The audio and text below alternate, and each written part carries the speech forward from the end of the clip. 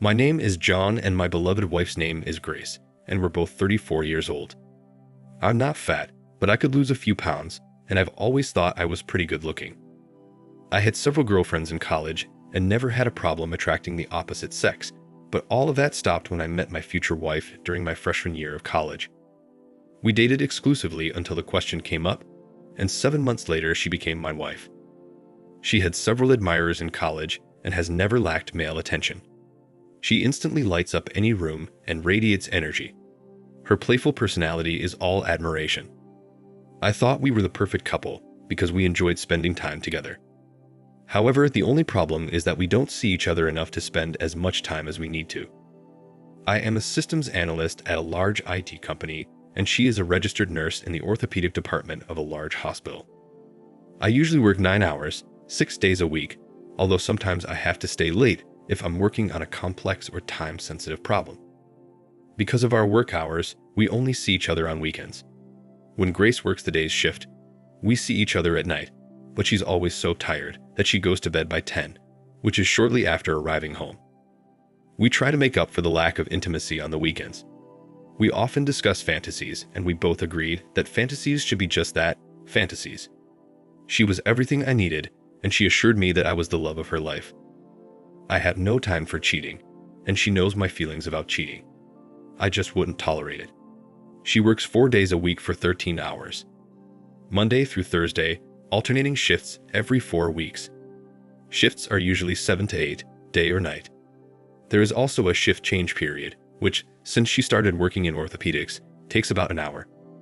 So on her way home, she usually comes in around 9:30 in the morning and evening. For the last 2 years, I've been asking her to get a permanent job, but she loves what she does and didn't want to change jobs. So we just put up with her unsociable hours. When we first got married, we both had student loans and agreed that we should pay them off before starting a family. When the loans were paid off, we decided to put off having children until we were comfortably settled in a nice house and neighborhood. 3 years ago, we reached that goal and concluded that it was time for her to get pregnant. Except she didn't. Today was Monday, and I left work early, thinking I had the flu. I texted my wife that I was going home sick, and she replied that I needed to take flu medicine. I asked her what kind of medication and where can I find it. She replied, Tamiflu, and it was in the medicine container and the second drawer under her dressing table in our bathroom. I simply replied, okay, and went home. Once home, I went into our master bath to look for her medication and instead found something else. I searched the drawer she indicated and found nothing labeled Tamiflu. I opened the top drawer and found flu medicine in there, as well as a foil packet of birth control pills. She had already taken the one labeled for today. I was completely shocked. She had promised me that she had given up the pill over 3 years ago. We had been trying to have a baby for the past 3 years without success. My wife just told me that we were unlucky with our work schedule and sooner or later, our schedule would coincide with her period. In spring, I decided enough was enough and we both got tested. After numerous tests, our doctor stated that there was nothing wrong with either of us. I look at the foil packet of pills and wonder if it's an old packet, but realize that the days of the pills corresponded to the month and the correct pill for today had already been taken out. Today was Tuesday, the 18th of the month, and 18 pills had been taken, including today's. They were expiring in 2 years, so they must have been refilled recently. Simultaneously, I scrolled through several different scenarios in my mind. Did Grace really want a family? Was she having some sort of secret affair? Did she have health problems I didn't know about? Why did she lie to me? Our bodies weren't getting any younger, and the longer we put off starting a family, the harder it would be. How would I approach her? I took Tamiflu and disappeared into bed.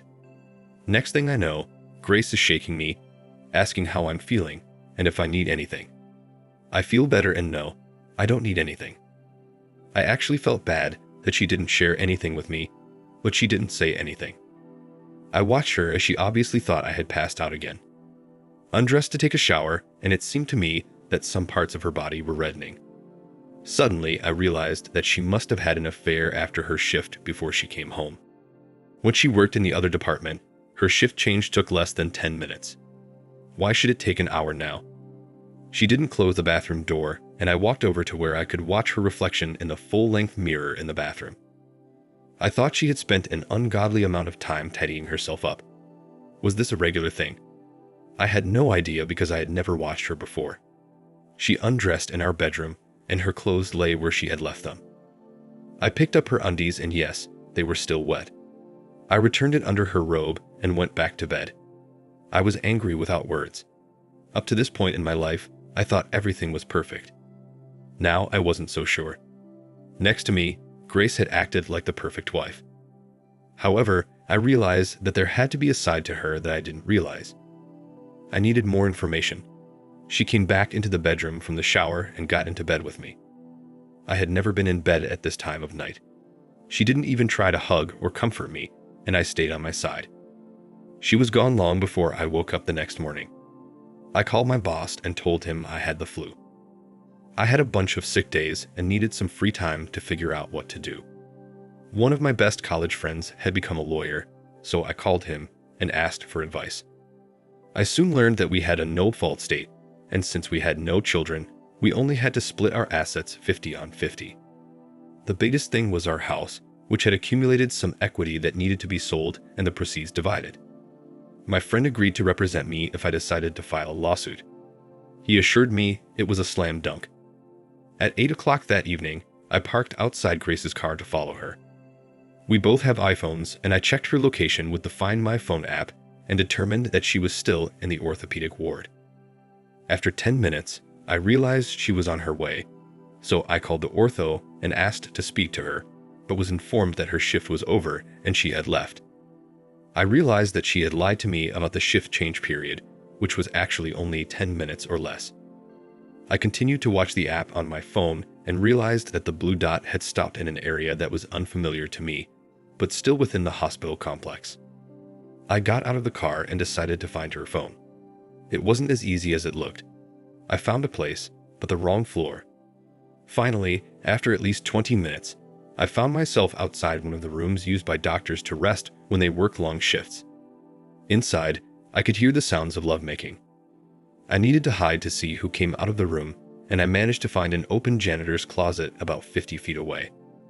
After about 20 minutes, Grace came out of the room and headed toward the garage.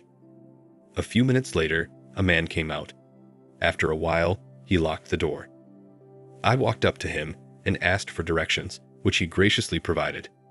He was a few inches taller than me and looked like a Greek god. I looked at his name tag and recognized his name, Dr. William. I needed a plan. I called my supervisor at home and explained that yes, I had the flu, but there was an urgent personal family issue, and I needed some personal time to deal with it. He understood this as he had been involved in a terrible divorce himself a year ago. He said to take as much time as I needed, but keep him informed so he could cover. I then called my friend, Max the lawyer, and told him that I wanted Grace to be serviced since she had left the house after sex on Thursday night. He said he could arrange that and asked if he could help with anything else. I didn't know what else I needed to do, so he offered to split our money and cancel the credit cards. Did I have any plans after I left her? Was there anywhere for me to go? I tried to deal with things as they arose and admitted that I hadn't gotten that far. He told me to come to his office first thing the next morning. Max had done this several times, and he had a checklist of things for me to do. He even had a list of hotels with reasonable weekly rates. I had a few things to do, starting with contacting a transportation company to schedule a small shipment to be delivered the next morning. I planned to just put my stuff in storage until I found a more permanent place to live. Next stop was the bank, where I withdrew half of all our accounts and canceled our credit cards. I reinstated the accounts in my name only and ordered new credit cards. I then called and disconnected her cell phone at midnight after I was served. That evening, I was sitting in my computer room saving files that I might need in the next few weeks when Grace came home on time at 9:30. We exchanged greetings, then she went to shower and went to bed. I also went to bed early, very early as I had a busy day ahead of me. She never once noticed when I went to bed. I didn't notice at all how cold she had become. The next morning, she left the house early and the movers arrived at 9 sharp. I had a list of things to take with me and stickers on everything that needed to be packed. My car was packed with suitcases and computer equipment that I would need for work when the movers were done. I went out and bought one black rose because it symbolizes death and leaving, and also indicates major changes or upheaval in the future. In this sense, a black rose also means the death of old habits and old order. In this case, it meant the death of our marriage. I placed it in the center of the kitchen table and wrote a short note. Grace, if you remember, I called you on Monday and told you I was sick and was going home. You told me to take Tamiflu and told me where to find it. However, it was not in your second dressing table, but in the top drawer next to your birth control pills. Suddenly, several pieces of a large puzzle came together. You weren't even trying to have a baby because you were having an affair with a doctor at work. I think your affair with Dr. William was more important than our marriage, and I understand it's been going on since you were transferred to orthopedics. So many lies, how could you? I thought we had a great marriage and trusted each other completely. I thought you loved me, and now you've broken my heart. Surely you knew that when I knew our marriage was going to break up. Guess what? Since we have a no-fault state, I don't need proof of your infidelity, which by the way would be very easy to obtain. I split our accounts and took everything I wanted out of the house. Have you discovered that your cell phone and credit cards may not be working? By the way, find somewhere to move because in 60 days, I'm listing the house and anything left inside will go to Goodwill. Now you're free to do whatever you want. I bet he's married and has a family, doesn't he? You have to realize his wife will find out. What will the hospital say? Remember when I said I wouldn't tolerate infidelity? I'm just preparing you for what might happen in the future. Not your husband anymore, John. Here's my wedding ring. I don't need it anymore. So I left the paper with the ring on the table and left the house. I checked into one of the hotels with a weekly rate and waited. Grace was served by a deputy sheriff who worked for Frank in his spare time. His specialty was service. Apparently, she had a tantrum and passed out. The doctor had to come out of his room in his underwear to render aid to her. But an hour later, she called, angry and wanting to know why I had sued her for divorce. I asked her why she even asked such a stupid question. I told her that she had been cheating on me since she went to the orthopedist, which was over 2 years ago. She asked when I found out about her affair, and I told her last Monday when I was looking for Tamiflu. I found her birth control pills. I heard her sigh on the phone. After that, it was easy to figure it all out. I disconnected the phone call. Apparently, she hadn't read my letter. I didn't get much sleep, but I decided to go to work the next day. I found a mountain of work that had piled up. I had nowhere to go or no one to go home to, so I started working 16 hours a day, 7 days a week. Max and I talked often, and one day I asked him if the doctor was married, and if so, was there any way to let his wife know? He would consider it. Grace was fighting the divorce. I hadn't seen her or heard from her, but her attorney was in contact with Max. The hearing date was approaching, and I found myself in the same room with her, though she wasn't looking at me. I was wearing a suit with a black rose in the lapel. The judge was unfriendly and didn't like divorce cases. Grace wanted us to go to counseling, and Max asked what was the point since she had been having an affair for a while. I'd bluntly told the judge that I would not attend any court-ordered counseling. I didn't care if he put me in jail. As far as I was concerned, my wife was a lying, cheating, deceitful girl, and I didn't even want to be in the same room with her. I told him that in his opinion, I had done nothing wrong and that it was Grace who broke our wedding vows that led to the divorce. Sent her to counseling as she was the one who needed it. I was quickly found guilty of contempt of court and fined. I didn't really care. I was furious and Max had to get me out of court before he could say anything that would send me to jail.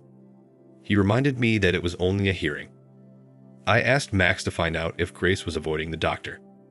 I wanted to do some serious damage. Max hired a detective who set up a video camera in the doctor's break room and filmed them after hours. She was also caught trashing me on audio tape. The sex would make an X-rated movie look G-rated. There was almost no kissing or touching. They were just duck buddies. I asked Max if the hospital could be held accountable now that we had video evidence. He didn't think we could use the video in court, but certainly the video, if leaked from an anonymous source, would give the hospital a bad name and attract unwanted publicity. He advised me to wait until the divorce was finalized and then send a video to the hospital administrators, the doctor's wife, our friends, and family. He gave good advice.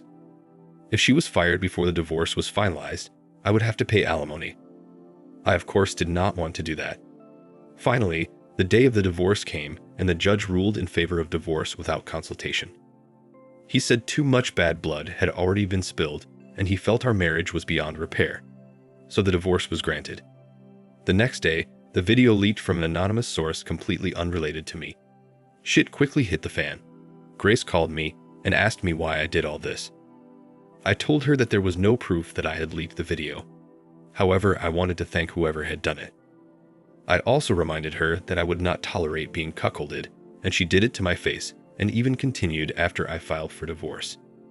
She had dissolved 2 marriages. I said it could be worse, and she said it could be worse. It got worse the next day when our family and friends reacted to the video. Everyone took my side, and no one had nice words for her. Everyone thought we had such a perfect marriage. That was 3 years ago, and I haven't seen Grace or heard from her since. She's been shifty and badly burned out. I married a second time to a wonderful woman, and we have a 1-year-old daughter. My new wife wants a big family and plans to be a stay-at-home mom. That's what I've always wanted. If you are wondering what happened to Grace and William, they had a hard life. Grace tried for almost a year to talk to me. I'm not sure why she tried. I didn't give her a chance to reconcile. Both William and Grace were unceremoniously fired. William's wife filed for divorce. Grace could have handled it, but then I sent out the video to our friends and family. It was the final blow to her, so she started thinking about leaving to start over. If she hadn't tried to contest the divorce, she might not have lost her job. Grace didn't want a divorce, so she sought counseling, but I got very angry and she lost the case in court. Her second mistake was that she continued to date William and have sex with him. I did a very smart thing by waiting until our divorce was finalized before sending out the video. If I had sent out the video before our divorce and she was fired, I would have had to pay alimony.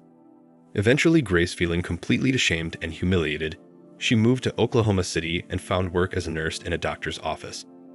She may be trying to get her life together, and I hope she has learned her lesson. Thank you for watching. Like, comment, and subscribe if you enjoyed the video. Until next time, I'll see you again. Take care.